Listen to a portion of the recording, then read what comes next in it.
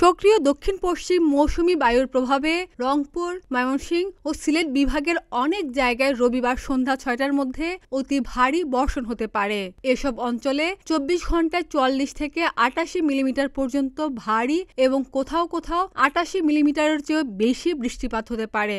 একই সঙ্গে রাজধানী ঢাকা ও আশেপাশের এলাকায়ও বৃষ্টি কিংবা বজ্রসহ বৃষ্টির সম্ভাবনা রয়েছে। শনিবার আবহাওয়া অধিদপ্তরের ঝড় সতর্কীকরণ কেন্দ্র থেকে দেওয়া পূর্বাভাসে এসব তথ্য জানানো হয়েছে। তবে আজ সকাল ৫টা থেকে দুপুর ১টা পর্যন্ত দেশের অভ্যন্তরীণ নদীবন্দরগুলোর জন্য আবহাওয়া অধিদপ্তর কোনো সতর্ক সংকেত দেখাতে বলেনি।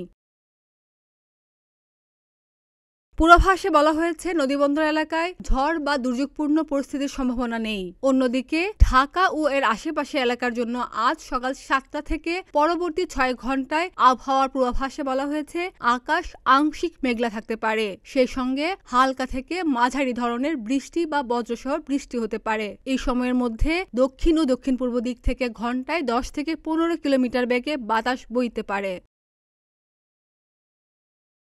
পূর্বাভাসে আরও জানানো হয়েছে, সকাল ৬টায় ঢাকায় তাপমাত্রা ছিল ২৮ ডিগ্রি সেলসিয়াস এবং আর্দ্রতা ছিল ৯৩%। গতকালের সর্বোচ্চ তাপমাত্রা ছিল ৩০.৬ ডিগ্রি সেলসিয়াস এবং আজকের সর্বনিম্ন তাপমাত্রা ২৭ ডিগ্রি সেলসিয়াস রেকর্ড করা হয়েছে।